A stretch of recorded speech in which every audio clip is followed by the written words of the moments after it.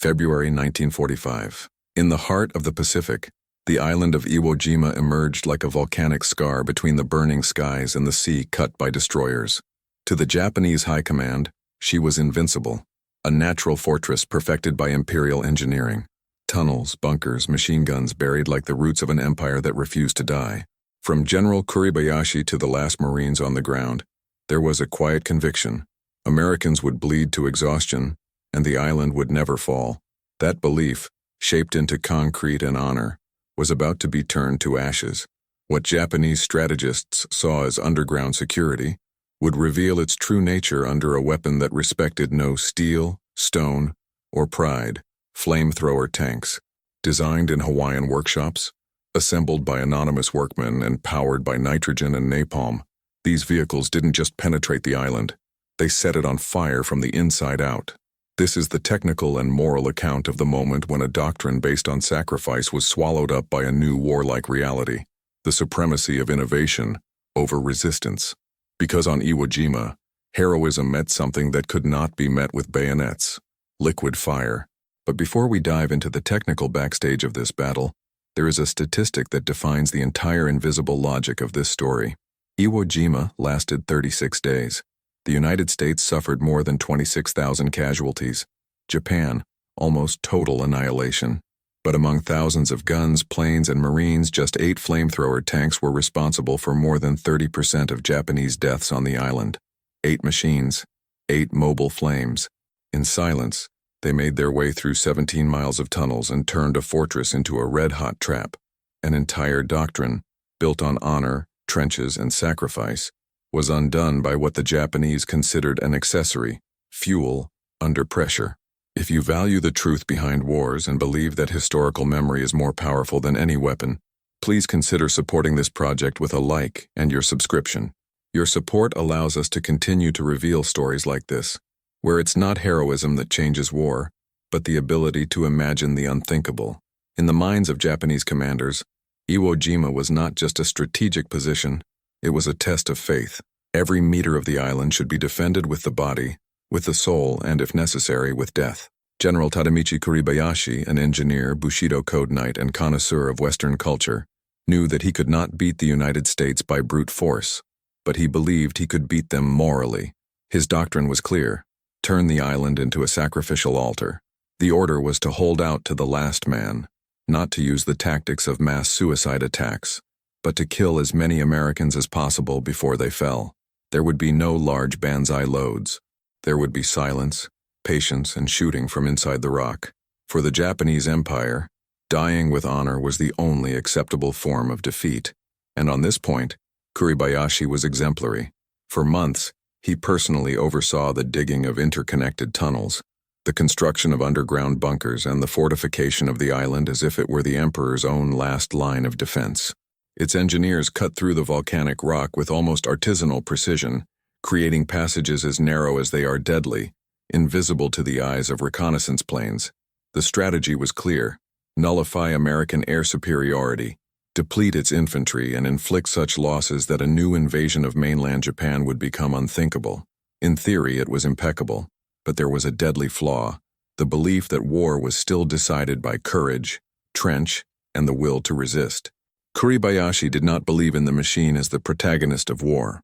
Japanese imperial doctrine, still rooted in a romantic view of combat, saw technology as an adjunct, not as the central element of victory. And at that point, Iwo Jima would become a graveyard of illusions. While the Japanese were carving tunnels with pickaxes, the American industrial apparatus was turning oil into napalm at a rate of 5,000 barrels a week.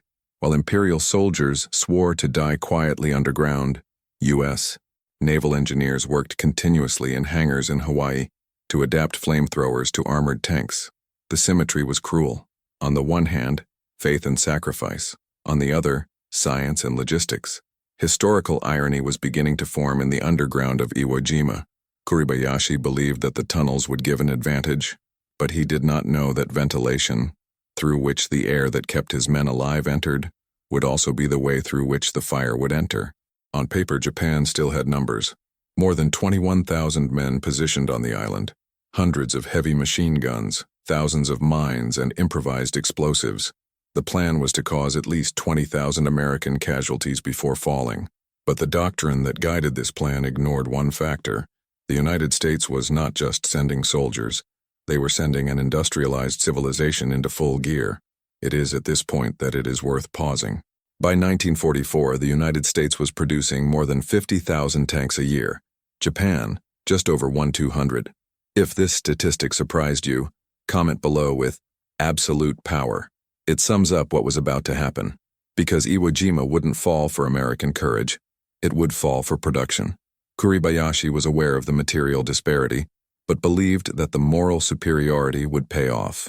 In his letters to his family, he said that he would rather die buried under the rock than witness the surrender.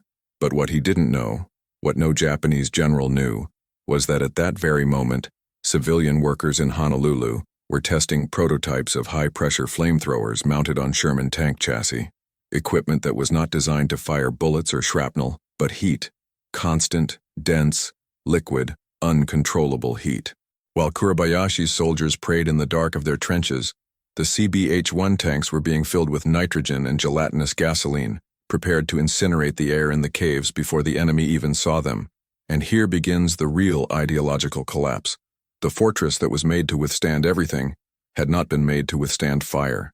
The Japanese were ready for machine guns, mortars, naval artillery, rifles armed with grenades. But they were not prepared for flaming jets that swept through narrow corridors, descended through vents, and consumed all the oxygen in seconds. The doctrine of the last man did not include death by thermal suffocation, nor the impossibility of shooting back. That wasn't combat. It was extermination by temperature.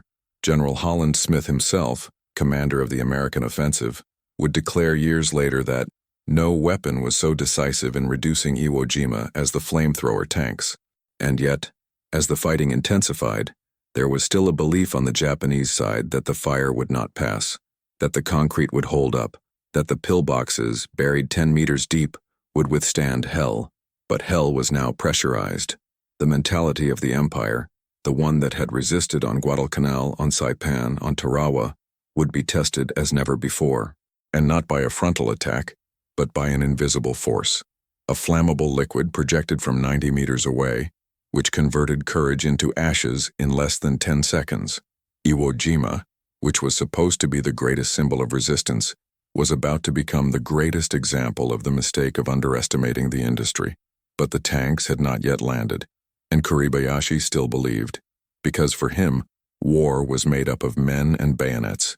He just didn't know that the real enemy was already on its way, gear-driven, calibrated by engineers, and fed by a logistics chain that began in the American Midwest and ended at the mouth of a cave in the Pacific.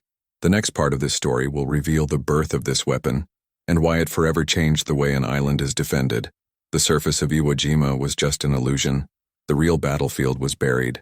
Beneath the volcanic sands of the island, the engineers of the Imperial Army had created a ghost town, carved with millimeter precision and built to withstand the impossible. Over the course of months, more than 11 miles of tunnels were dug by hand, connecting command posts, ammunition depots, infirmaries, armories, and dormitories for thousands of soldiers.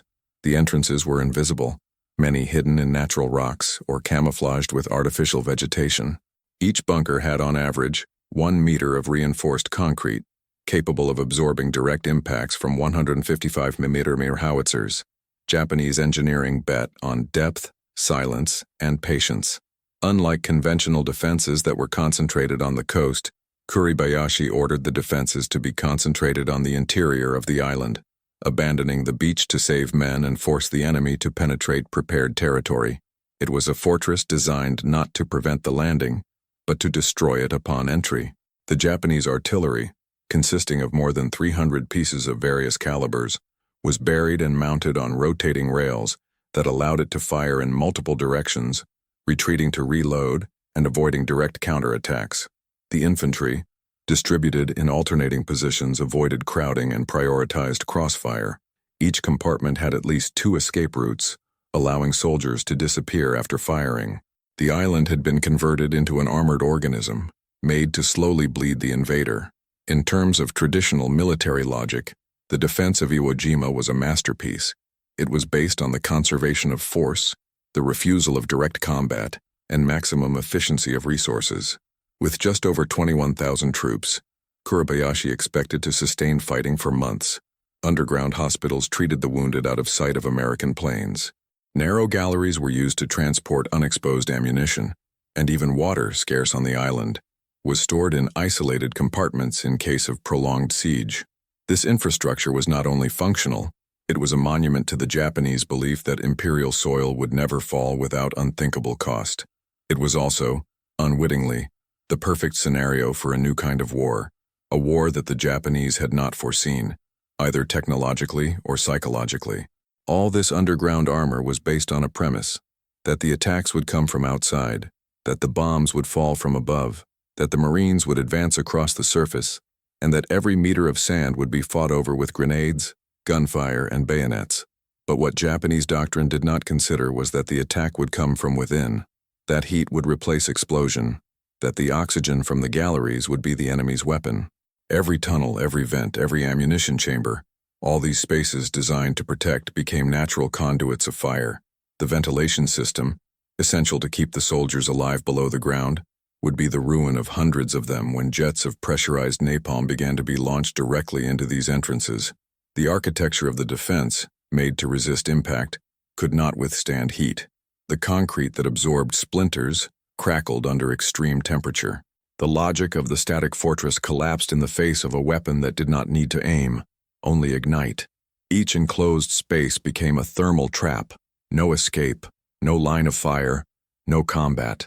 The doctrine of absolute resistance, which had turned every soldier into a sentinel of death, now imprisoned them in combustion chambers. It is important to remember, the Japanese army was not unaware of the existence of portable flamethrowers, but these were seen as limited, short-range, operated by vulnerable soldiers and easily neutralized. It was not imagined, not even in the highest circles of the general staff, that a flamethrower could be mounted on an armored tank, with full protection and enough pressure to pass through bunker openings. Even less so that these tanks would be mass-produced and used as an essential tactical element in a campaign. The miscalculation was not just technical, it was cultural. A systematic contempt for the enemy's power of adaptation, added to the belief that sacrifice was nobler than innovation. In Japanese reports after the battle, there is a recurring phrase among the surviving prisoners: "We thought the tunnels would protect us." This phrase, repeated with variations by different soldiers, sums up the tragedy of the static doctrine. The island had been built to endure for months, and in some areas, it collapsed in days, not for lack of courage, but for a weapon they didn't understand, didn't expect, and didn't know how to fight.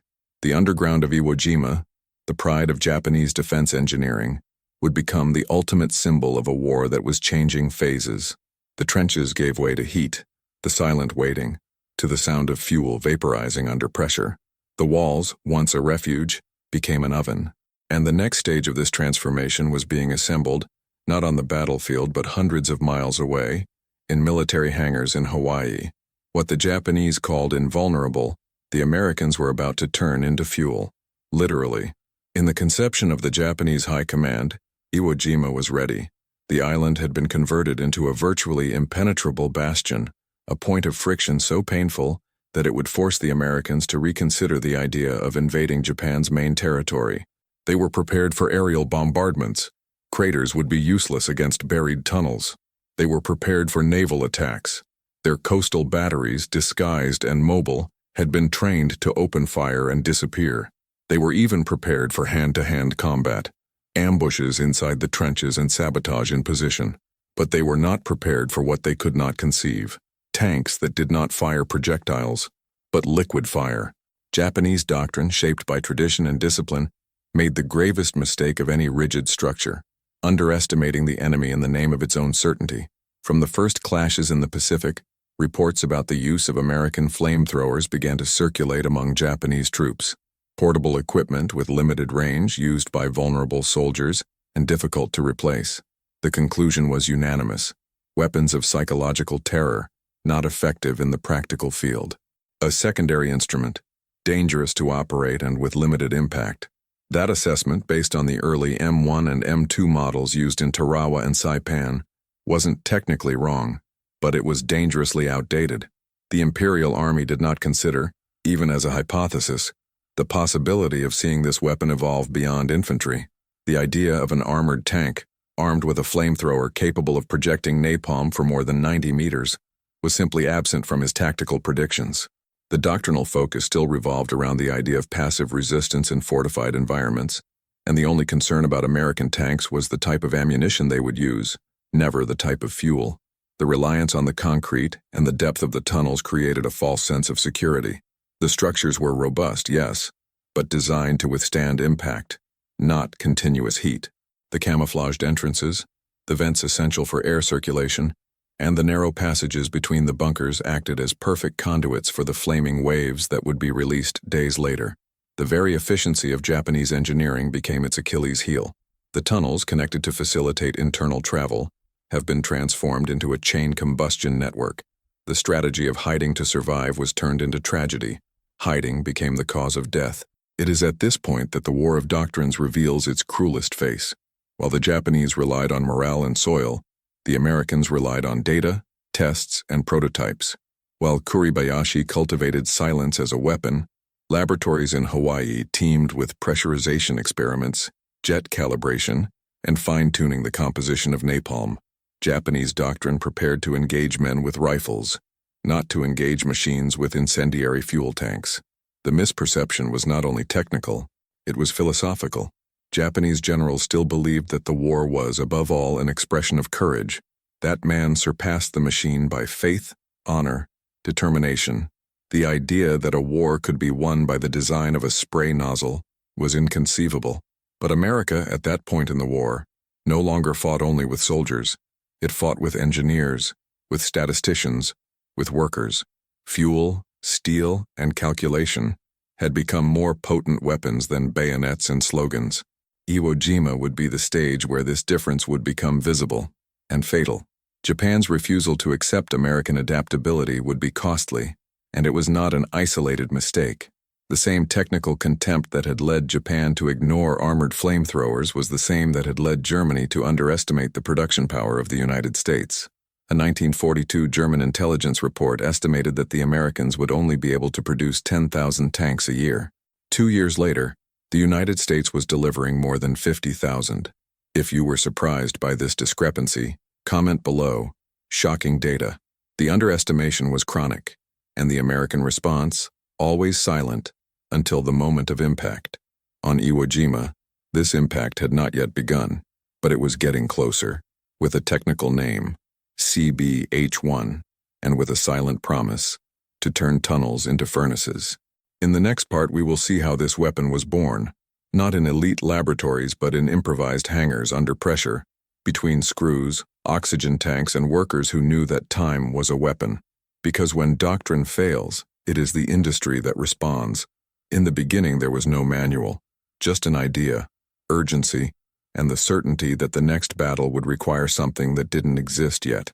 In the summer of 1944, as the Japanese reinforced the tunnels of Iwo Jima, a hangar on Oahu, Hawaii, became the quiet epicenter of a technical revolution. Colonel Unmacht, a U.S. Army engineer with stints in chemical labs and military logistics, was given a mission that combined improvisation with precision engineering to transform ordinary Sherman tanks into flaming weapons capable of penetrating buried fortifications and eliminating enemy positions without visual contact. It wasn't a theoretical demand, it was an operational requirement. Previous battles on Saipan and Tinian had demonstrated that conventional weapons failed against deep Japanese fortifications. The fire needed to enter where the projectile could not, and the solution came not from the universities but from the workshops. The CBH-1 project was born from the collaboration of three worlds: the Navy Seabees, experts in fast construction and pressure welding; Navy mechanics accustomed to adapting naval engines to the most diverse functions; and the veteran soldiers of the Pacific, who knew exactly what they would face in the field. This fusion of field knowledge, technical skill, and strategic urgency generated an unprecedented response. Each modified tank retained the original armor, but replaced the main turret with a flamethrower mounted in a rotating dome with 270-degree rotation. The jet of fire was powered by a pressurized system that combined compressed nitrogen and gelatinous gasoline, napalm. The internal pressure reached 300 psi, enough to project a column of fire for up to 150 yards, equivalent to more than 135 meters. In tests, the CBH-1 was capable of maintaining a continuous emission of flames for up to 60 seconds, sweeping trenches, bunkers, and tunnel entrances with a heat of more than 1,000 degrees Celsius. But it wasn't just firepower. It was integration. Fueling these tanks required a dedicated supply chain, special fuel trucks, technicians trained to pressurize the cylinders safely, and operators prepared to deal with the constant risk of explosion. Every detail was thought out at an industrial pace. Heat-resistant hoses, pressure relief valves, electric ignition systems replacing the old manual methods. The weapon was new, but the logic was old. American efficiency translated into steel, engine, and fire. The irony of this story is that the solution was in front of them all along. It was the union of what the United States did best: standardize, adapt, and scale. If you're enjoying unraveling these facts, show your support. Like and subscribe so we can continue to bring you more detailed content that is true to the reality behind the scenes of war. The CBH-1 was tested in a hurry, but not carelessly. Each prototype was subjected to simulated combat conditions. Flamethrowers against concrete structures, crosswind range tests, training with Marines to evaluate tactical cover. The concern wasn't just whether it worked, it was whether it could be replicated. In less than 6 months, the first 8 tanks were ready to embark for Iwo Jima. Mounted on naval transport platforms accompanied by support teams and dedicated fuel, the CBH-1s were not part of the traditional inventory. They were a special force, a surgical response to a specific problem, and its existence was virtually unknown even within the regular military ranks. There was no propaganda. There were no manuals distributed on a large scale, just a clear message among the Marines. If the bunker doesn't go down, call the fire tank. This weapon, born of improvisation and refined in urgency, was a raw demonstration of the logistical strength of the United States. While Japan tried to preserve every bullet, every drop of fuel, every soldier, America mobilized entire sectors to create solutions that not even the enemy imagined. It was a war fought in real time, between the engineer and the bunker, between the designer and the tunnel, and for the first time fire ceased to be an infantry weapon to become a mechanized vector of extermination. In late January 1945, the CBH-1s landed quietly at Pacific bases near the front line. They had not yet been used. They had not yet been seen, but they were ready. Japan, meanwhile, confidently awaited the attack on its underground fortress, not imagining that the defenses it had built would be destroyed not with explosions, but with temperature. And the real test would come soon. Because the soil of Iwo Jima would not withstand the fire, the next part will show the exact moment when these tanks touched the sand, and what happened when the fortress began to boil inside. On the morning of February 20th, 1945, the sky over Iwo Jima was covered by a thick smokescreen, generated by days of non-stop naval bombardment and air raids.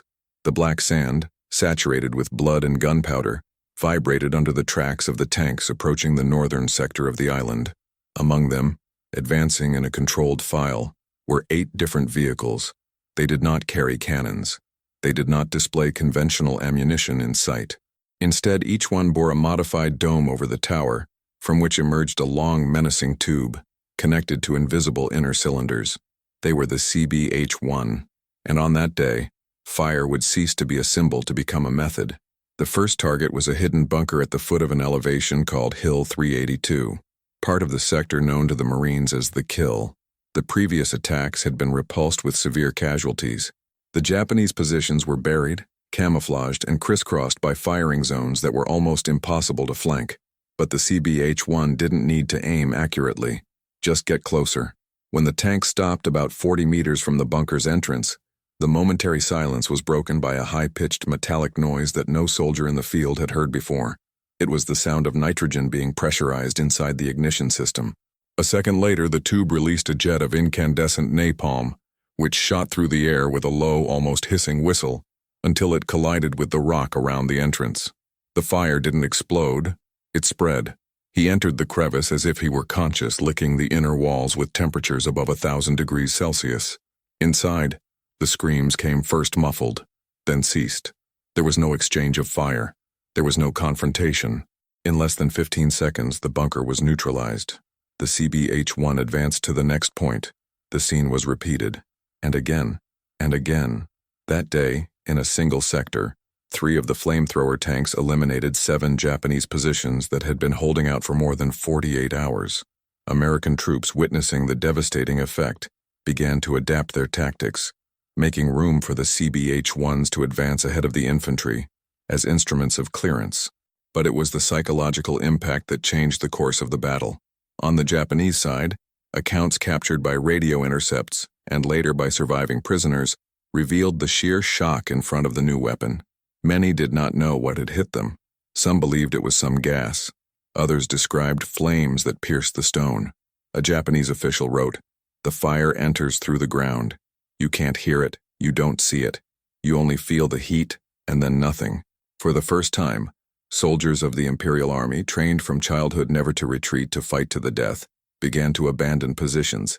Some fled to deeper sectors of the tunnels. Others gave in to silence. And some, for the first time in the Pacific Campaign, surrendered spontaneously. The Bushido Code, the doctrine of unshakable honor, began to crack not by force of arms, but by the introduction of the unthinkable. The CBH-1 broke not only casemates, but certainties. The idea that death should be faced with honor dissolved in the face of a threat that did not allow confrontation. There was no way to shoot into the fire. There was no way to drill into a tank while napalm filled the tunnels with hot, lethal smoke. Surrender ceased to be a shame and became instinct. Japanese military doctrine, built on centuries-old pride, was faced with its own biological limitation. The human body cannot withstand hell in a liquid state. In Marine Corps records, the impact of the flamethrower tanks was described as decisive in opening up the central sectors of the island. Operations that would have taken days were resolved in minutes. And more than efficiency, the weapon caused disorganization. By dismantling the tunnel network and forcing the evacuation of soldiers through alternate routes, the CBH-1 weakened the entire Japanese chain of command. Officers were isolated, messengers disappeared, and entire sectors lost contact with headquarters. The underground fortress became a collapsing labyrinth, not from structural destruction, but from logistical chaos. What the Japanese had designed as a masterpiece of interconnection now became a connected cemetery. Within less than a week of first use, the CBH-1 had eliminated more than 100 fortified positions, with estimates of 800 to 1,200 enemy casualties directly attributed to the flamethrower. This represented about 5% of the total Japanese force, destroyed by less than 10 vehicles, and the figure would increase in the following days. If on the first day the tanks caused astonishment, on the following days they generated despair. General Kuribayashi, upon learning of the reports of his troops, reportedly told a surviving officer, "If the enemy turns air into a weapon, there is no honor that survives." The phrase, apocryphal or not, synthesizes the moral turn that was underway. Japanese pride did not fall by wear and tear. It fell by asphyxiation. But the tanks did not fight alone. For the fire to travel through the tunnels, it was necessary to ensure fuel, maintenance, and constant support in the field. And that's exactly where the American machine shows its most impressive face: logistics. In the next part, we'll understand how these tanks were refilled, repaired, and repositioned on a burning island thousands of miles from the nearest factory, and why this organizational capability was ultimately as lethal as napalm itself. In the first 72 hours after the systematic use of the CBH-1, the numbers began to redraw the logic of the battle. In sectors where flamethrower tanks were employed with coordinated infantry support, American casualties fell by 40%. What previously required a methodical advance under fire, and at a very high human cost, began to be solved with surgical efficiency. A tank advanced, fired, neutralized. Behind him, infantry cleared the already collapsed areas. The doctrine of warfare on Iwo Jima, shaped by weeks of brutal resistance and hand-to-hand combat, was being reshaped in real time, not by a new strategy, but by a single variable: pressurized fire. In just 24 hours, 47 pillboxes were destroyed by the CBH-1. The fortress that the Japanese had built with sweat, sacrifice, and conviction was transformed, ironically, into an underground cremation camp. Tunnels, once synonymous with protection, concealment, and prolonged resistance, have become unbearable heat chambers. The fire flowed down ventilation ducts like a living liquid, pushed through compressed air, down through crevices, vents, and artillery holes. In many cases, Japanese soldiers were suffocated before the flame even reached them. Oxygen was sucked in seconds, turning the rock into a furnace. The recurring scene reported by Marines in the field was the same. As they approached a previously defended position with ferocity, they found the accesses charred, the burned soldiers in the fetal position with no signs of a struggle. There were no shrapnel. There were no bodies mutilated by combat, only remains darkened by combustion. That was not a battle. It was an internal collapse. And it wasn't just about physical damage. It was a definitive psychological blow. The Imperial Japanese Army, trained to die with sword in hand, was dying without even being able to see the enemy. The doctrine finally bowed before thermodynamics. Escape routes precisely designed to avoid capture now functioned as inverted chimneys. Instead of salvation, they conducted heat. Every tactical decision made months earlier, every interconnected tunnel, every underground gallery, turned against its creator. The logic of the Japanese defense was static, reactive, artisanal. The American logic was mobile, predictive, scalable. While the Japanese built with hose and cement, the Americans adapted tanks with safety valves, pressure sensors, and electric ignition systems. It was more than a difference in tools. It was a difference of a century. The CBH-1s didn't just go through the tunnels. They completely nullified the tactical advantage of their existence. What was supposed to be the triumph of Eastern defensive engineering became a lesson in how mastering energy and logistics can turn a fortress into a trap. America didn't just attack. She rewrote the rules. Japanese counterattack attempts became increasingly erratic. In many sectors, there was nowhere else to hide. In others, soldiers would rather die in the galleries than attempt an escape to the surface. At certain points on the island, the Americans found tunnels with soldiers still alive, but unconscious due to lack of air. The gun didn't just kill, it disorganized the countryside, melted morale, disconnected command sectors. Resistance was no longer coordinated. It was fragmented, desperate, lonely. Kuribayashi, still alive and in intermittent contact with his forces, was beginning to realize that defeat would not be honorable. It would be impersonal. Death would not come by the invader's sword, but by the advance of a faceless vehicle, powered by gears and gas cylinders. In later letters recovered by American soldiers, one passage stands out. They do not confront us, they just melt us. The phrase, if confirmed, is one of the cruelest autopsies of an entire doctrine, and one of the most potent illustrations of a war that had traded glory for temperature. By the end of the first week, Marine Command reports confirmed what the numbers already suggested. The CBH-1s, though limited in number, were among the most lethal assets in the entire Pacific theater. It is estimated that, proportionally, each flame-throwing tank was responsible for a number of enemy casualties up to 5 times greater than that of a conventional tank, and its side effect was even more devastating. They destroyed positions that would require weeks of clearing by traditional combat. One Navy officer summed it up. Where we put a CBH-1, we opened up a corridor. What was once a lethal labyrinth turned into a functional ruin. The fire had inverted the architecture. Fear had replaced doctrine. And the island, once a bastion of imperial pride, was beginning to look less like a fortress and more like a colossal trap dug by his own hands. But there was still a mystery. Why, even in the face of this visible collapse, did Japan insist on holding the island at any cost? In the next part, we will discover the strategic and symbolic reason that turned Iwo Jima into a suicidal obsession for the Japanese High Command, revealing that sometimes war is not fought for victory, but for fear of shame.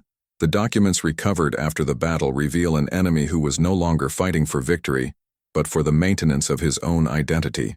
The intercepted transmissions and interrogations of Japanese prisoners on Iwo Jima show an army collapsing internally, not for lack of courage, but for having found something that they didn't even know how to name.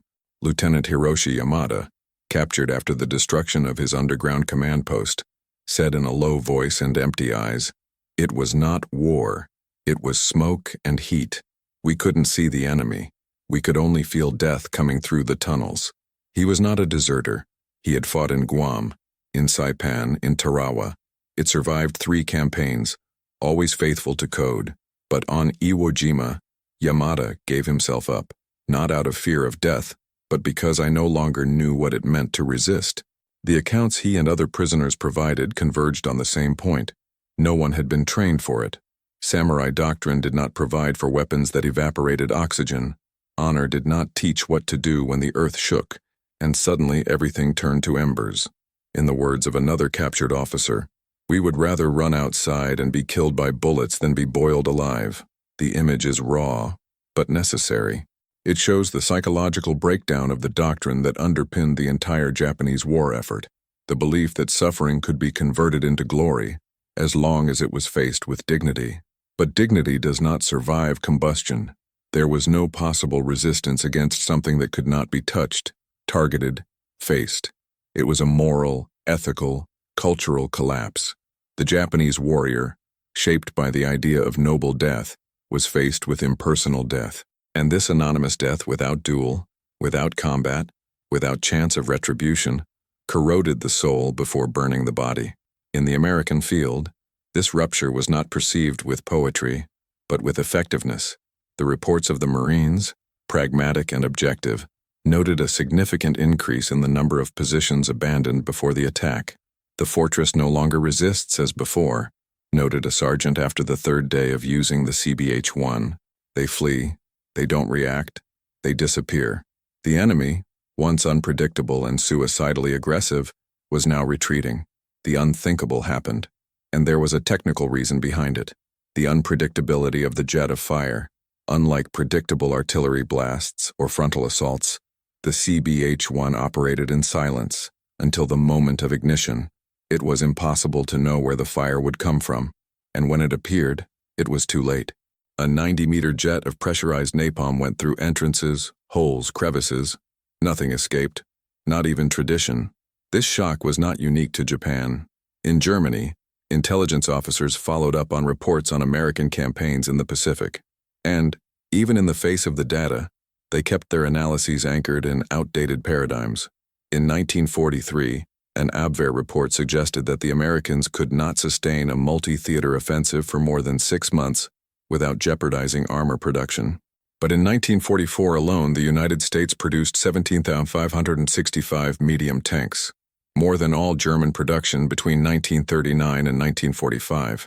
If this surprises you, comment, "Logistics wins." Germany's mistake, as well as Japan's, was to trust that the war would be won by strategy, when in fact it was already being won by tonnage. For the Japanese on Iwo Jima, this tonnage translated into fuel and fire.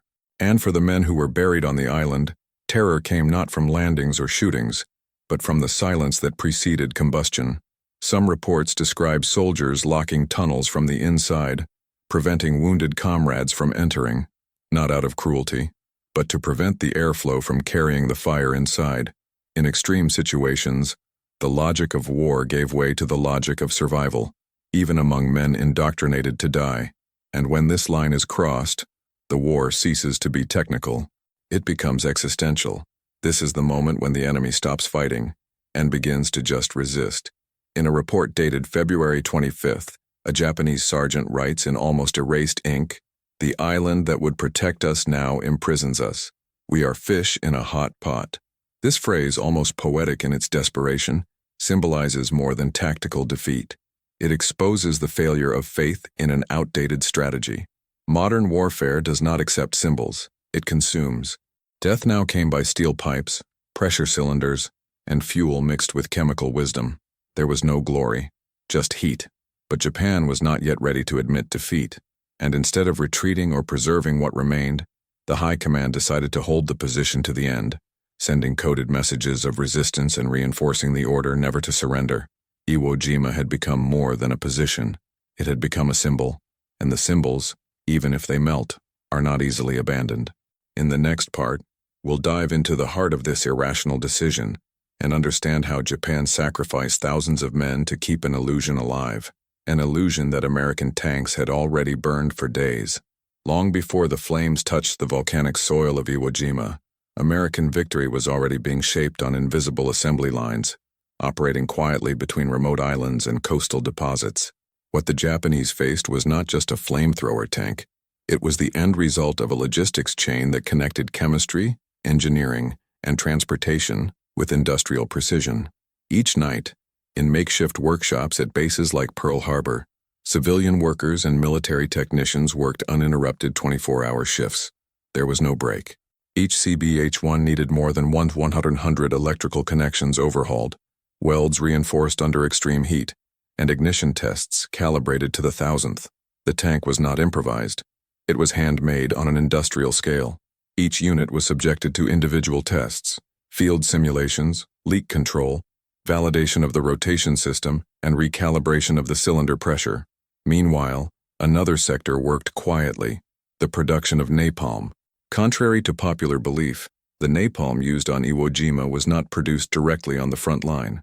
It was refined, blended, and stored in specialized compartments on intermediate bases, often with direct supervision by chemical engineers. It is estimated that in the days leading up to the operation, more than 1,000 gallons of napalm were prepared per day, in 3 shifts. The formula was not fixed. It was adjusted according to the needs of the climate, the type of soil, and the expected resistance. Napalm needed to maintain cohesion even with ocean wind and high humidity. It was more than fuel. It was science applied to war, and in order for each tank to receive its supply, a relentless transportation network operated between ships, trucks, and mobile depots. From Pearl Harbor to the forward support ports, logistical trains carried equipment, nitrogen cylinders, spare parts, tools, grease, valves, electrical cables, pressure hoses, and pressurized barrels with incendiary mixture. The tank, in the field, was just the visible tip of an underground production and maintenance system. With each firing of flames, dozens of processes were triggered in the rear to ensure that the next tank was ready, filled, repaired. Mobile workshops transported on adapted ships were disembarked with the Marines. In some of them, soldiers who had fought on Saipan now operated as maintenance technicians. They knew exactly where the CBH-1 could fail, and they corrected it before it failed. It was this real-time adaptation that made the American machine lethal. While Japan bet on the rigidity of the doctrine, the United States invested in the malleability of production. It was not a war of courage. It was a rhythm war. The Germans' mistake in observing the war in the Pacific was to imagine that these advances were punctual. They underestimated America's ability to scale innovations in record time.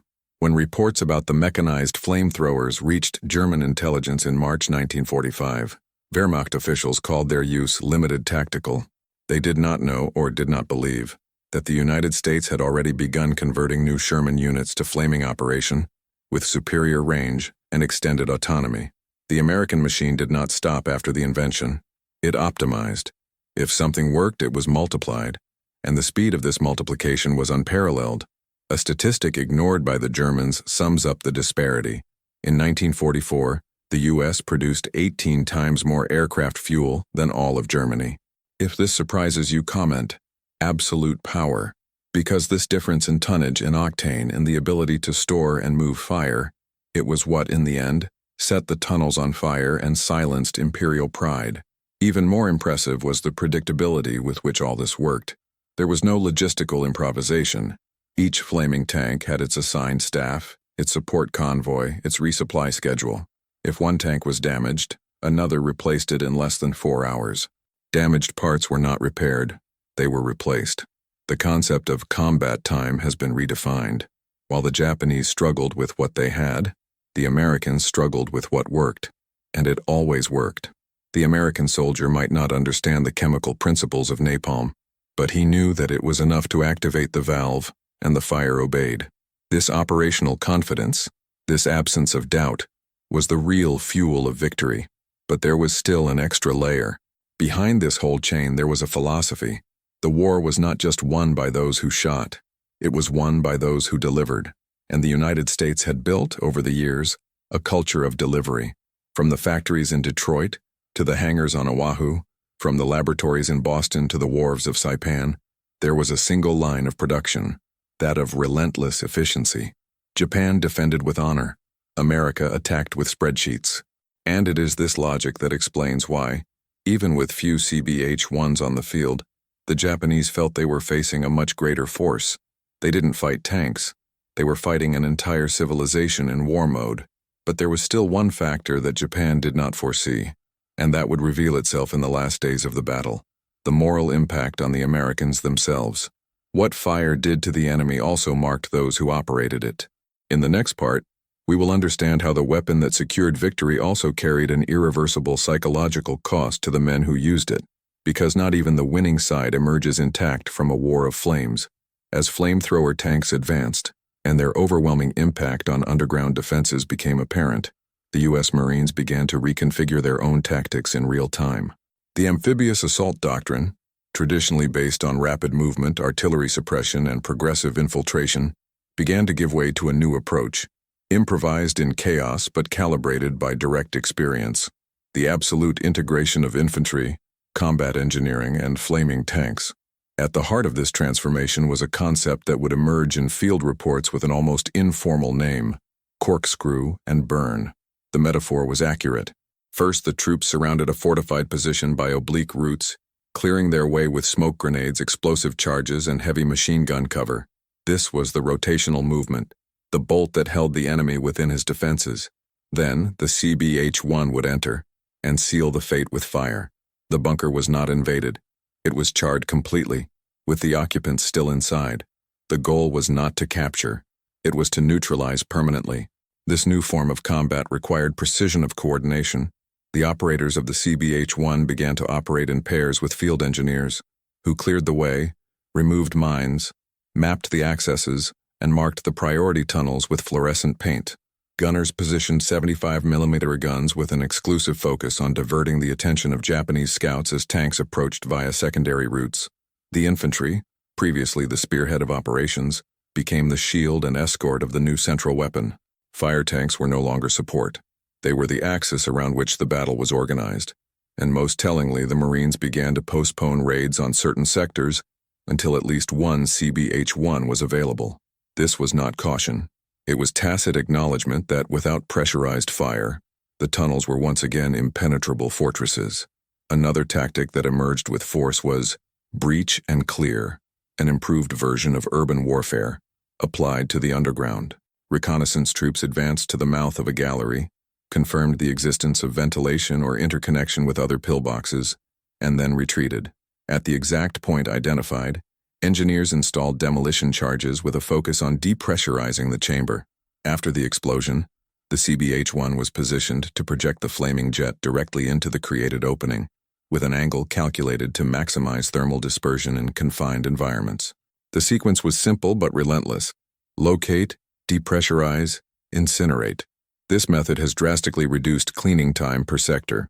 What once required 2 or 3 hours of hand-to-hand combat was now resolved in 20 minutes, with minimal losses. The most impressive tactical result, however, was another: the unofficial integration of the 3 branches, armor, engineering, and infantry, into a combined assault logic, which anticipated the doctrine that decades later would be called integrated maneuvering. On Iwo Jima, this concept was born not in planning rooms but in mortar-carved craters. It was a birth forced by necessity, tested by the terrain, and validated by fire. Every day, American troops became less vulnerable and more coordinated. The CBH-1 didn't just lead the way, they dictated the pace. This new approach has also forced Japan to change, but backwards. The defenses, designed to withstand riflemen attacking in line, could not support the synchrony of the new formations. Tunnel after tunnel was compromised before the Japanese could reposition their units. What seemed like passive resistance was actually logistical paralysis. The orders did not arrive. The supplies did not pass, and when the sound of pressurized nitrogen came in the distance, many knew there would be no counterattack, just another heat cycle. American doctrine, fueled by reports, experiments, and field adaptations, quickly incorporated learnings. In less than 5 days, local commanders issued standardized approach instructions for units with CBH-1. The use of napalm is now calculated in load per gallery, and no longer by total volume. Even the topography was reinterpreted. Hills that had previously seemed like obstacles became indirect entry routes to flanks of interconnected tunnels. The battlefield had become a 3-dimensional board, and the Americans, with maps, calculations, and flaming tanks, were the only ones playing with all the pieces, and the machine behind it kept turning. Each day, new batches of fuel, spare parts, and trained operators were landed. The maintenance cycle functioned as an autonomous organism. Each CBH-1 was removed after a certain number of shots to check the valves, clean the ignition ducts, and recalibrate the pressurized tanks. Nothing was left to chance. It was war as a mathematical operation, precise, adjustable, efficient. But there was something even more surprising. Germany, while observing American performance in the Pacific, still insisted on seeing flamethrower tanks as niche weapons. An April 1945 Heereswaffenamt report classified the flaming armored vehicles as effective only in exotic and short-lived theaters. They didn't understand. They did not see that the weapon was not the tank. It was the system. And this system was now beginning to look north, to the islands that would come after Iwo Jima, because the war in the Pacific was just heating up. And in the next part, we'll find out how a burning island became a symbol and warning for what Japan was yet to face. The fire no longer needed to burn to win. It was enough to be heard. Beginning in the second week of the battle, reports among the Marines began to reveal an unprecedented pattern. In certain sectors, Japanese soldiers abandoned their positions even before the first flaming jet. It was as if the sound, the dry crack of the valves opening, the ominous hiss of nitrogen under pressure, was enough to cause flight, surrender, or collapse. In later interrogations, this reaction would be confirmed. Many prisoners described the absolute terror not as a result of the physical impact of the weapon, but as psychological anticipation. Fire had ceased to be a technical phenomenon and had become a specter, an invisible entity that prowled the bowels of the island. Japanese doctrine, built on honor and immobility, now found an enemy that could not be faced with courage, only feared. And fear, for a military structure based on absolute obedience, was a lethal crack. This effect was not accidental. The operators of the CBH-1 soon realized the impact they produced even before firing, and they started to use it. Some teams approached the tunnels without activating the jet, just turning on the ignition system, releasing small amounts of napalm with audible cracks. The sound echoed through the ventilation ducts and reached the interior of the bunkers as a macabre warning. It was a war of sound, of anticipation. The enemy did not see the fire, but he already felt despair. And when the first shot finally happened, morale was already broken. It was no longer a battle. It was an anticipated collapse. The break in the Japanese spirit at this point in the campaign was not just individual, it was structural. Some officers began to report, in coded messages to the high command, difficulties in keeping soldiers in outposts.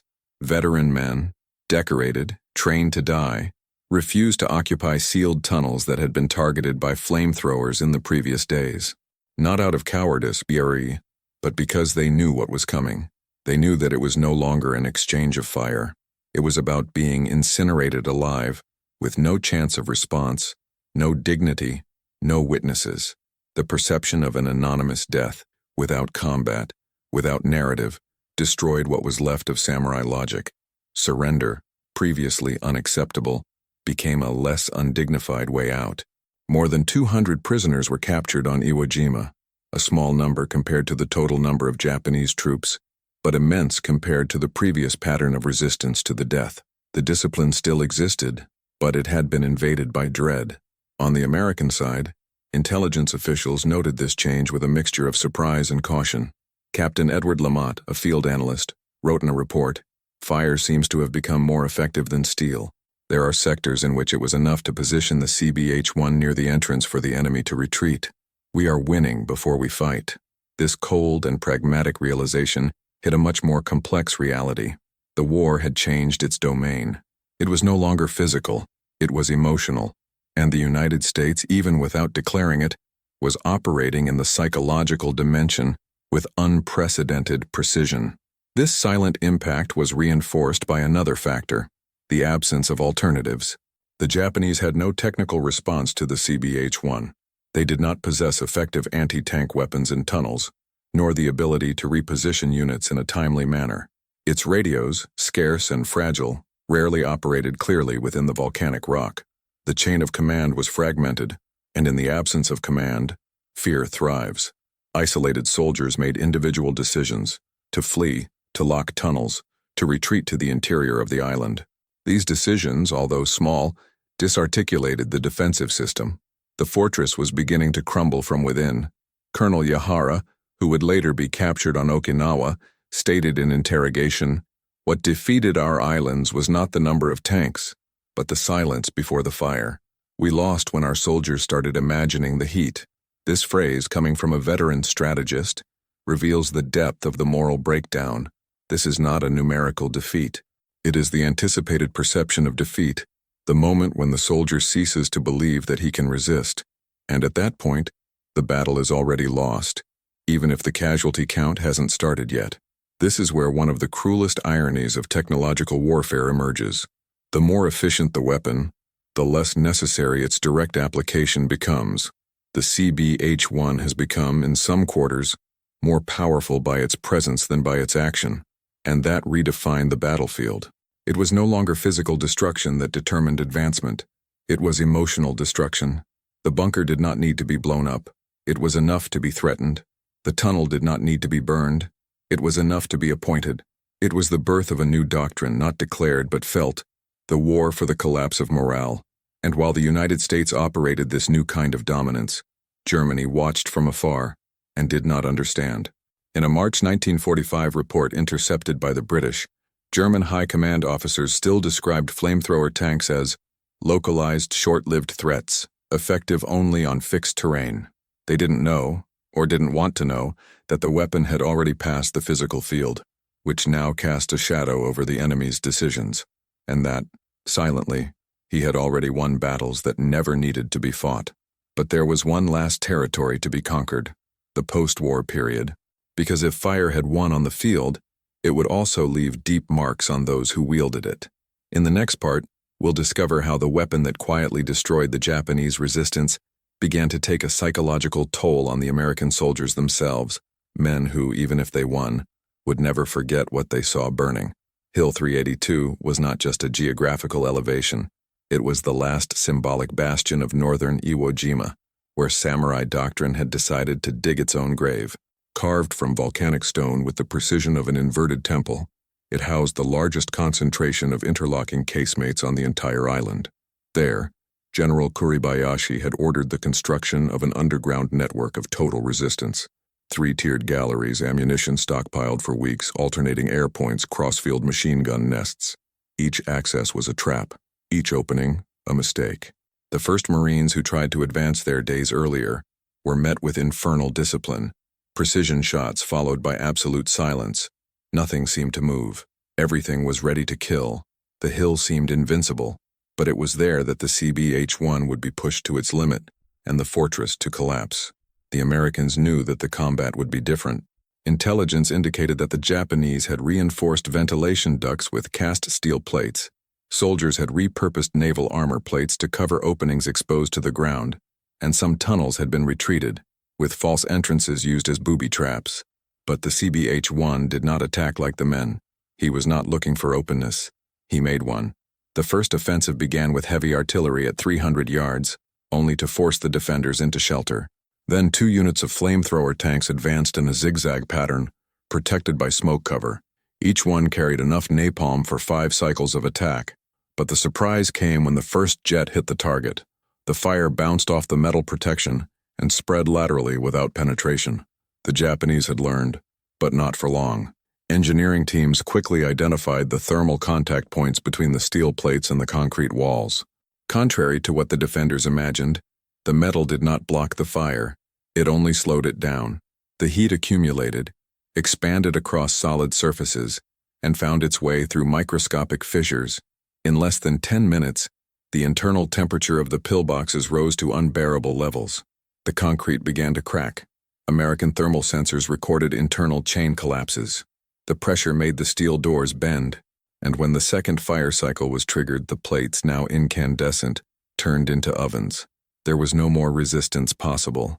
The fire entered through the corners, the cracks, the walls. One of the operators of the CBH-1 reported, "The tank didn't just catch fire. He cooked the position from the inside out." And the results were visible. In just 4 hours, 23 pillboxes collapsed on Hill 382. The Japanese held out until the last second. None surrendered. They all died where they were. But the American victory there was not only physical, it was doctrinaire. The island's best defended point, designed to withstand weeks of siege, was neutralized in a half-shift of combined operation. Tradition was overcome by temperature. Once again, Germany watched from afar and misinterpreted. In April 1945, a report by the Oberkommando des Heers still insisted that the use of incendiary armor remains situationally effective, but limited by volume of fuel and side protection. The document ignored what had become evident. It wasn't the volume of fuel that decided effectiveness. It was the integration of tank, infantry, and engineering. And the Americans, by then, were already producing more than 1,200 gallons of napalm a day for the Pacific Theater alone. A statistic that sums it all up.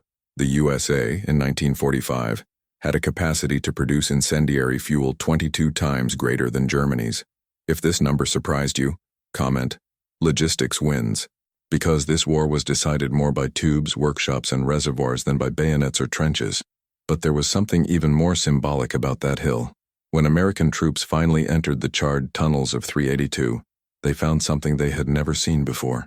In the corridors, Japanese soldiers had written short farewell phrases directly on the walls with charcoal, not for their families, but for the gods. They were prayers of fire, resignations to fate, attempts to make sense of the heat that would consume them. To Japan, that hill had become an altar. For the United States, a technical milestone.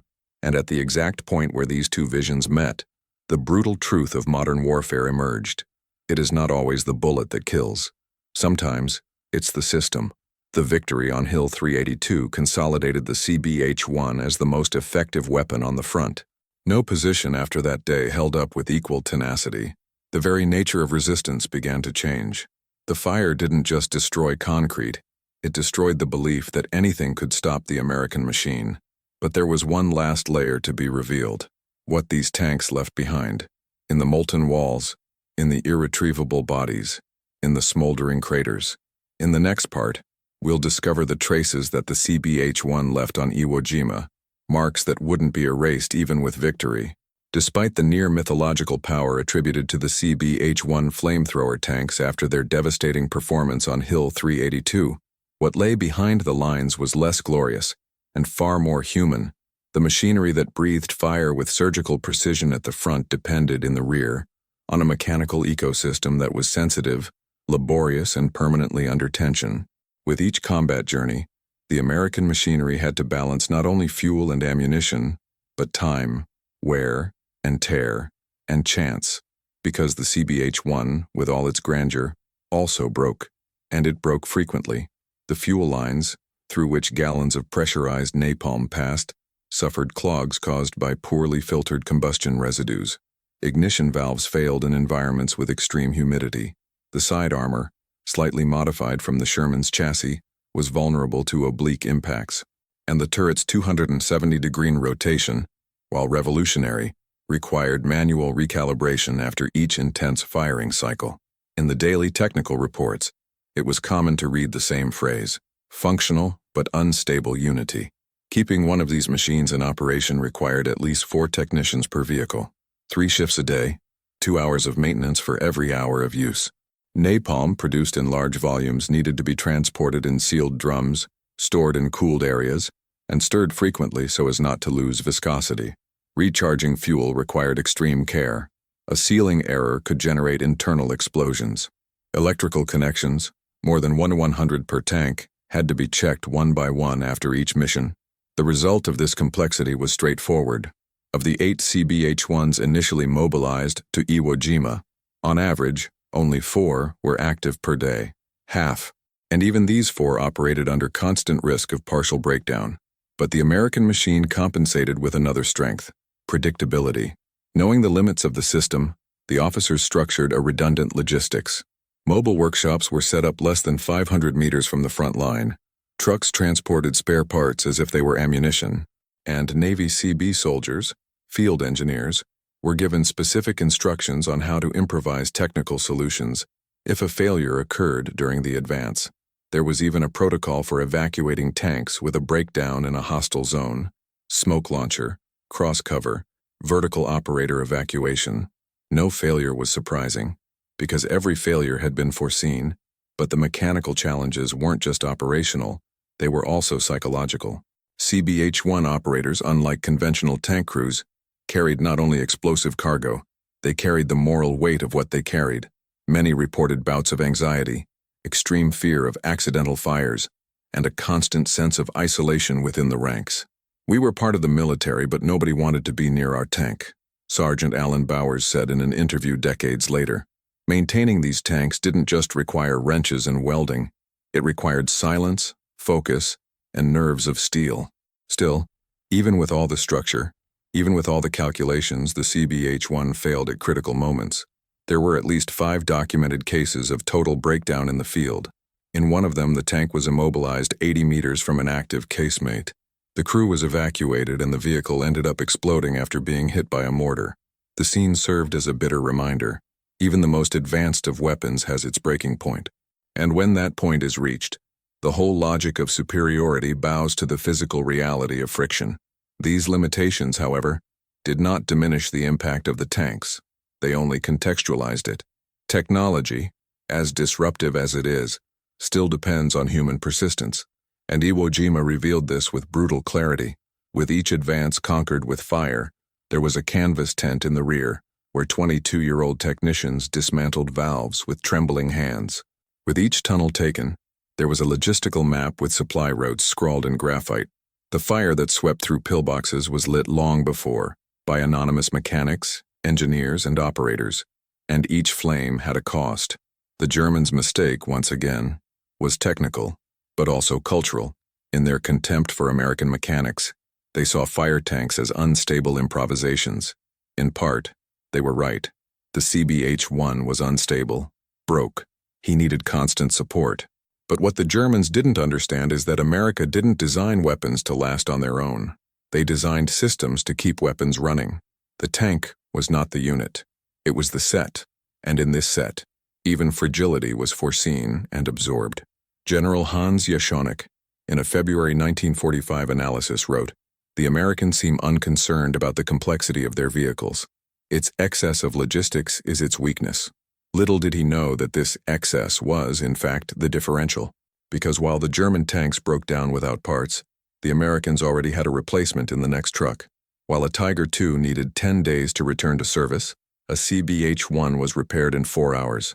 The war was not between machines, it was between rhythms, and if flamethrower tanks symbolized this war, their workshops symbolized victory, a victory made of grease, paper, iron, and predictability.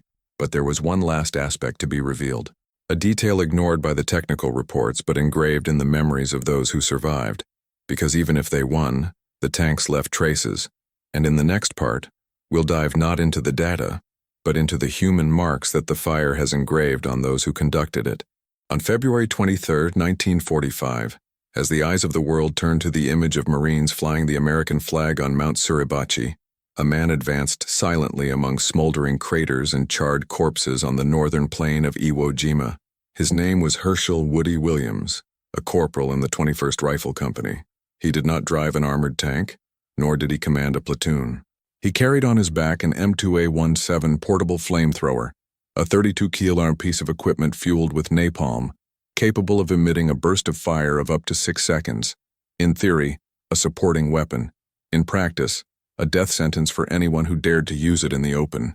Woody was not armored, he was human, and on that day it became a divider between doctrine and exception. The mission was simple in theory.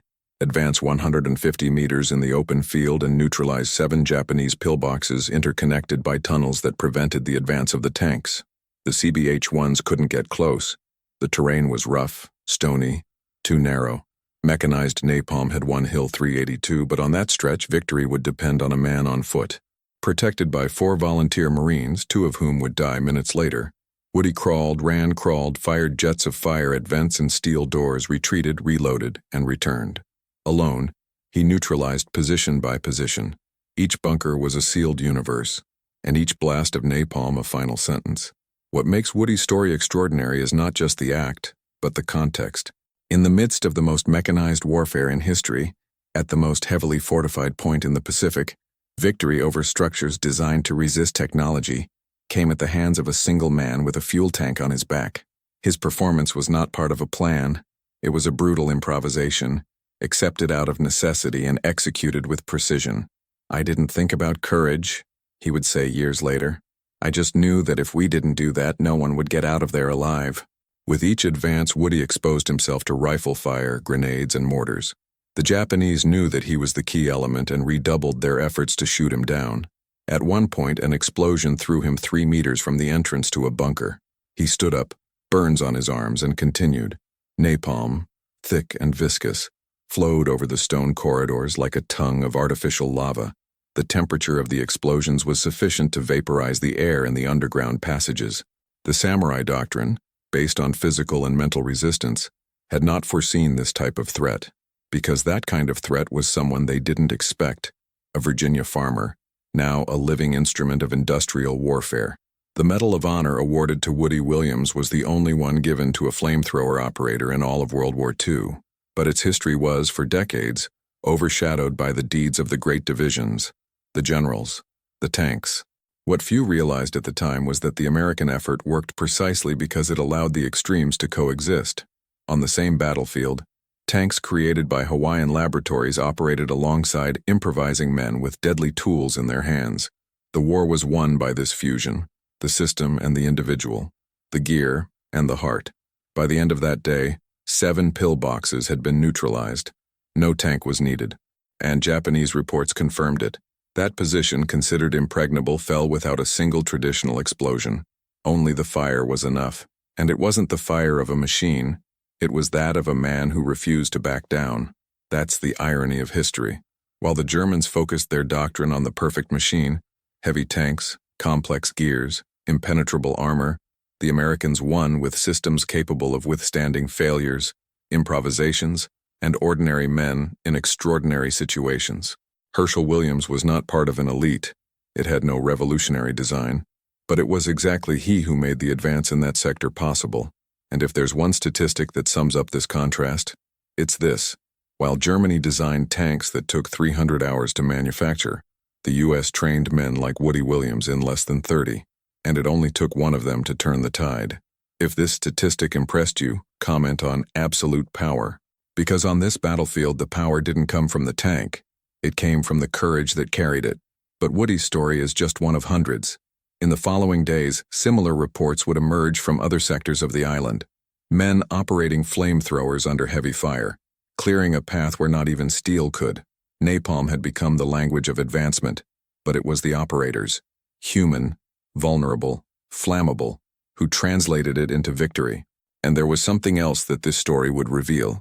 Because when the smoke cleared, and the tunnels were finally explored, the Americans would find more than bunkers destroyed. They would find traces of what Japanese resistance really meant and what it had lost. In the next part, we will delve into the depths of these tunnels and reveal the last bastions of the doctrine that believed that death was nobler than surrender. In the last days of March 1945, the United States Marines were approaching a narrow, shady valley, wedged between rock formations on northern Iwo Jima. He was known on operational maps as the Bloody Gorge, but for the Japanese, it was the final stronghold. There, General Tadamichi Kuribayashi had gathered what was left of his force, about 300 men, wounded, hungry, and still willing to fight until their last breath. The order was clear: do not surrender, do not retreat. If possible, cause more casualties than there were men. Resistance had become a symbol, but the war was no longer symbolic. And what would descend on that canyon was not a troop, it was a system. For the first time in the entire campaign, all available flamethrower tanks were employed simultaneously. 7 CBH-1s advanced in staggered formation, protected by artillery curtains and escorted by infantry companies. There was no hurry, no hesitation. There was method. The valley was a labyrinth of caves, double entrances, vertical passages. The tanks knew this, and they were ready. The towers rotated in sync. Each jet of fire was preceded by observers who marked air vents, cracks, signs of movement. Napalm, already tested on so many fronts, was now released in superposition. A tank sealed an entrance with flames. Another, seconds later, launched the fire through the side exit. There was nowhere to escape. There was no ventilation. There was no time. A hell closed by strategy. What Japanese engineers had designed as a tamper-proof shelter had become a heat trap. The ground itself, heated by hours of combustion, made any attempt at resistance unbearable. Soldiers were found with their uniforms melted into their skin, compressed into corners without oxygen. The war had lost the sound of gunfire and gained the constant roar of nitrogen and napalm. Kuribayashi, according to documents found after the battle, refused to abandon his post. His last communication ordered his men to die without noise so that the enemy would not know the end. But the fire didn't require noise to know where to hit. The thermal system did the job. One tank operator recorded in the diary, "It was like washing the interior of the island with heat. We knew there was someone there, but it was like fighting against one's own silence." By the end of the day, the Marines did not have to enter the canyon. They waited. They waited while the CBH-1s completed the cycle. The ground was shaking, rocks were collapsing, and finally, the valley fell silent. The number of Japanese survivors was 0. No surrender, no escape. The gorge was closed from above, not with bombs, but with warmth and precision. The final offensive, marked by its surgical coolness, was the signature of the collapse of Japanese imperial doctrine. Kuribayashi died among his own. But their strategy of resistance, while ingenious, found no answer to the kind of war the Americans had brought. A war that was not won with honor, but with calculation. The irony of this story is that the solution was before them all along. Instead of fortifying the ground, they needed to understand what was moving above it. Modern warfare depended not on subterranean courage, but on logistical mastery on the surface. If you're enjoying unraveling these facts in this depth, show your support. Like and subscribe so we can bring you more in-depth content, where data and decisions shape the fate of nations. Because what Japan did not understand at this point was already irreversible. The battle for Iwo Jima had been won even before the first shot. It was decided on Pacific napalm stockpiles, mobile workshops, Pearl Harbor rail lines, and, above all, it was decided by the American ability to transform improvisation into a system. But the war, even if won, still left questions open, and one of them would be answered in the next part, when the engineers entered the abandoned tunnels and discovered what was left of the men they swore never to get out alive. When the tanks fell silent and black smoke stopped rising from the tunnels of Iwo Jima, the applause did not come immediately. The operators of the CBH-1 did not raise their arms or pose for photos. Instead, they collected their machines, dismantled the propulsion pipes, cleaned the napalm tanks, and quietly kept what they had just done. The sound of compressed nitrogen ceased, but within them another pressure was beginning to grow, a pressure that had no escape valve. In the days following the victory, reports began to circulate among the Marines, operators vomiting at the smell of grease, soldiers waking up in the middle of the night with the sound of fire still in their ears, men who asked never to see a tunnel again. The trauma didn't come with combat. It came with survival. Flamethrower tanks were tactical impact weapons, but for those who operated them, they became instruments of psychological damage. Unlike a burst of machine gun, the napalm jet allowed you to see, hear, and feel the result of the attack. It was not an invisible shot. It was a visible sentence. The screams were short, dry, muffled by rocks and secondary explosions. But even so, they remained in the memory. One operator reported, "When we got back to the ship, I went to clean the helmet and the smell was still there. Meat, stone, fuel, and it wasn't just in the helmet. It was in my head." Post-traumatic stress, unnamed at the time, manifested itself in silent forms. Many operators have asked for a transfer. Others have avoided talk of Iwo Jima. Some developed chronic insomnia. Others took refuge in alcohol. The Navy has recorded an increase in requests for medical leave due to extreme fatigue among members of the flaming tank crews. It wasn't just physical exhaustion. It was a slow implosion. The invisible cost of operating a weapon that left no room for repentance or mercy. Most operators haven't talked about it for decades, but in low-key gatherings away from celebrations and medals, CBH-1 veterans bonded, unofficial, non-formal, but vital. In cafes, church basements, or annual meetings, they exchanged glances that said more than words. There was no trial, just understanding, because only they knew what it was like to point a jet of fire at a cave knowing there was someone there, and still pull the trigger. One of them, already elderly, summed up in one sentence the moral dilemma of an entire generation. "I don't regret what I did, but sometimes I wonder what that did to me." This phrase echoes as the machine's human counterpoint, Because technology won the battle. The napalm worked. The tanks fulfilled their role with precision. But victory is not measured only by conquered territory. It is also measured by the scars it leaves on the winners. There is still a little-known detail. During the cleanup missions on Iwo Jima, several operators refused to re-enter the tunnels they had sealed with fire. Not out of fear of ambushes, but out of fear of what they would find. Bones fused to helmets, blackened walls, charred bodies that could not be removed. The underground war was over, but for those who brought the fire, it would continue every night in dreams and silences. This is the side of victory that is rarely narrated, the moral cost of superiority. Because winning with technology is different from winning with distance. The B-29 pilots did not see their victims. The operators of the CBH-1 saw everything, and yet they advanced, not out of cruelty, but because it was necessary. Because if it weren't for the fire, there would be more American bodies on that island. This cold logic justified the action, but it did not erase the ghosts. Modern warfare requires more than ammunition. It requires man to become part of the machine, and then find a way to become human again. Not everyone succeeds. Some never come back. Others return incomplete. And some, like Woody Williams, use memory as a bridge, turning trauma into legacy, pain into purpose. But even they carry the flames inside. Invisible. Constants. If American industrial efficiency built the tanks, it was the silence of these men that sustained them. And if today we tell this story, it is to remember that behind every victory there is a price that does not appear in the statistics. Napalm evaporated Japanese resistance, but it also forever marked the men who carried him. And as the world celebrated the victory on Iwo Jima, another challenge loomed. Because the engineers who built the tanks knew that the weapon had worked, and were already planning its next use. But the next battlefield would not be an island. It would be a city, and the fire that worked in caves could now be taken to the streets. In the next part, we will go behind the scenes of the doctrine that was born on Iwo Jima, and that prepared the way for what was to come in the heart of Japan. After Iwo Jima, the war was not the same again. The undisputed success of the CBH-1 flamethrower tanks not only sealed victory on that island, it forced a doctrinal rewrite in real time.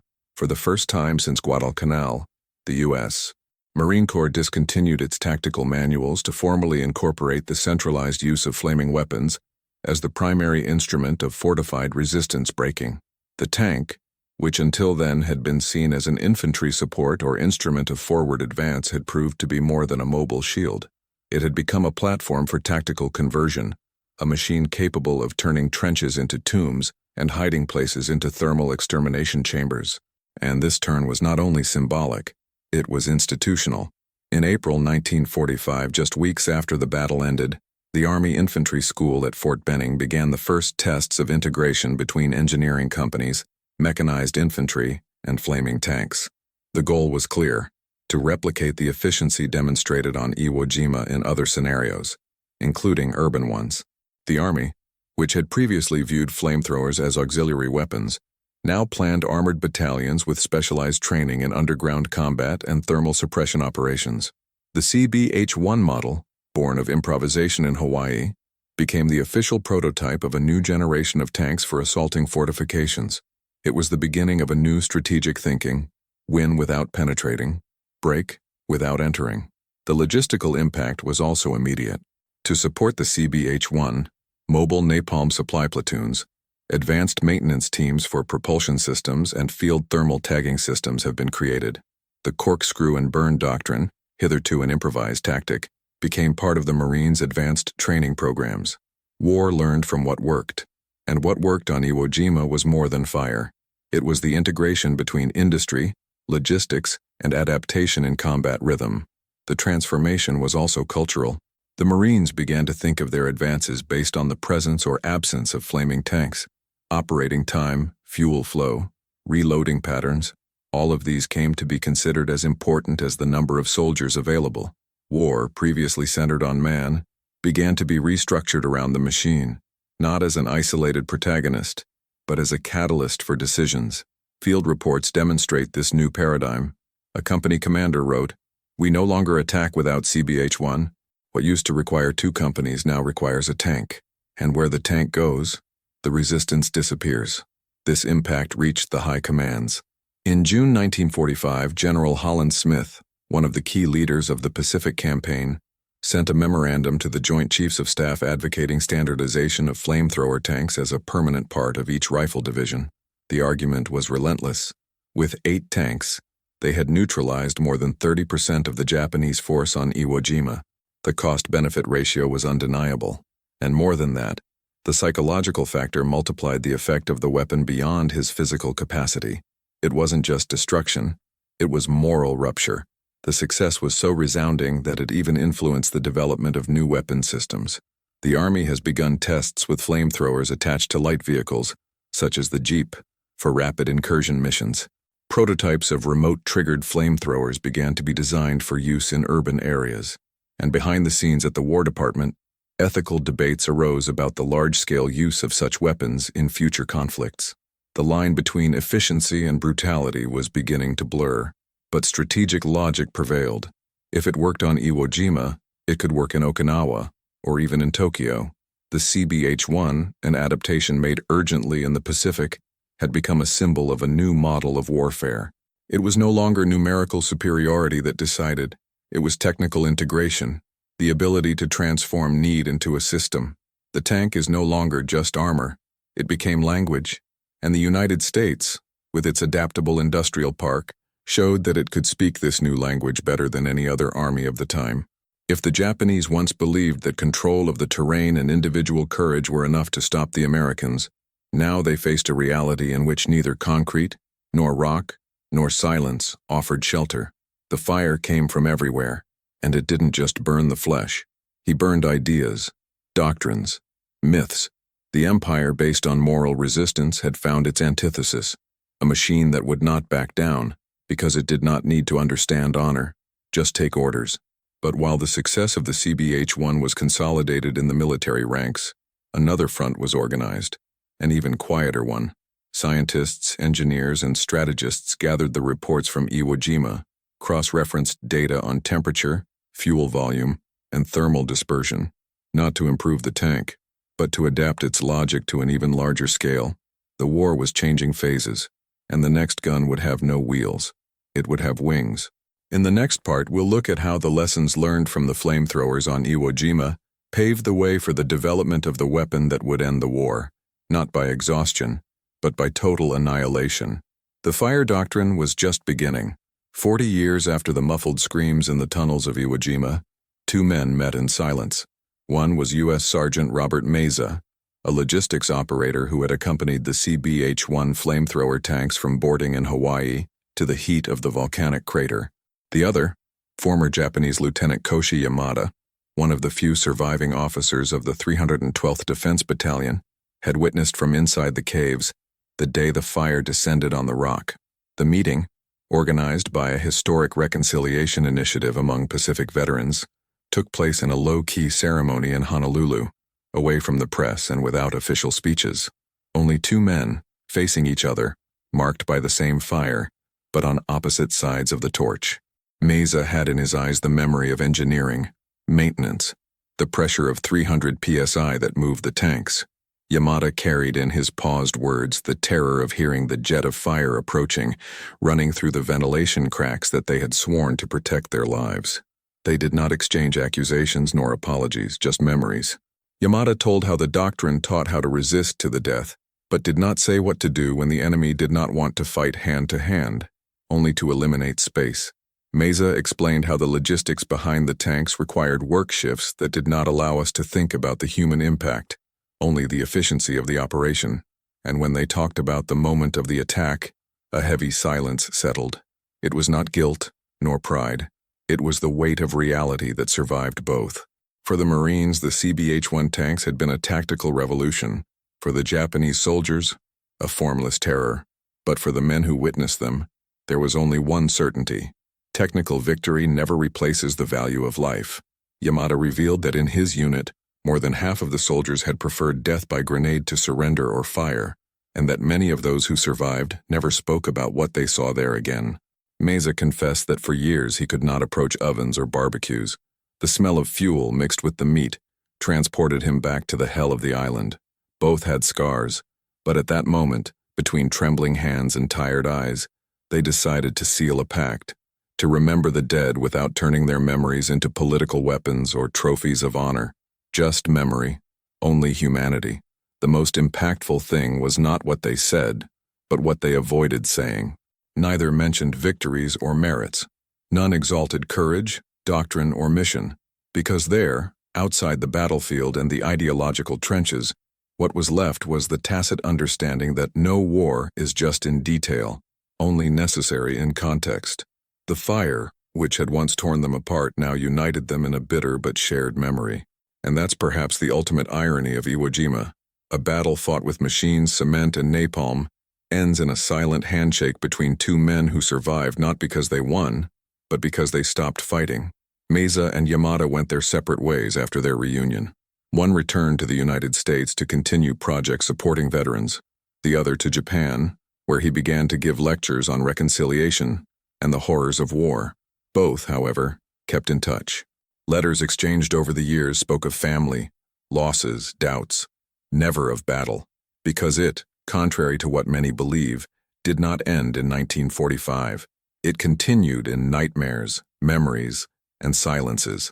Reconciliation did not put out the fire, but it taught us to live with the ashes. The meeting between the two veterans generated a short documentary shown only once on national television.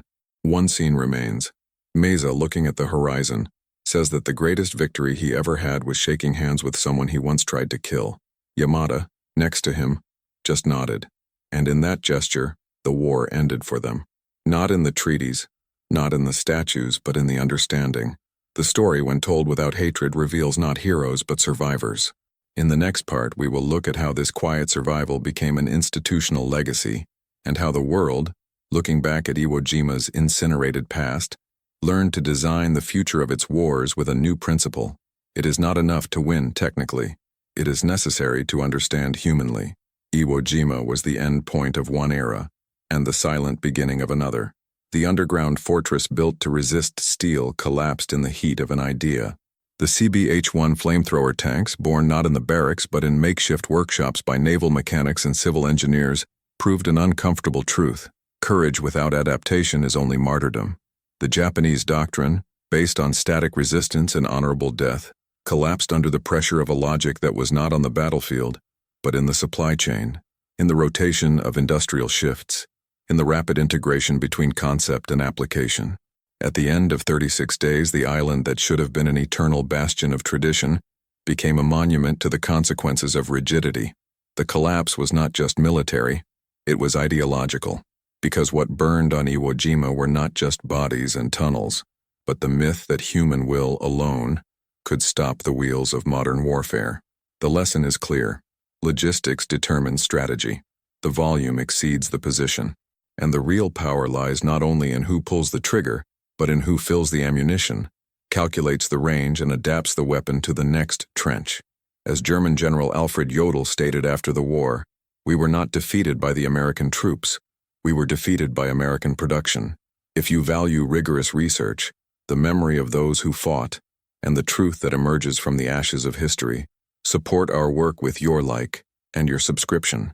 Comment below what was the most shocking data you discovered in this video. Activate the bell so you don't miss the next devastating historical fact that we are going to reveal. Don't go away yet. Listen to the next true story that will appear on the screen. Always remember, logistics determines strategy. Watch the next video here on the channel with another incredible story.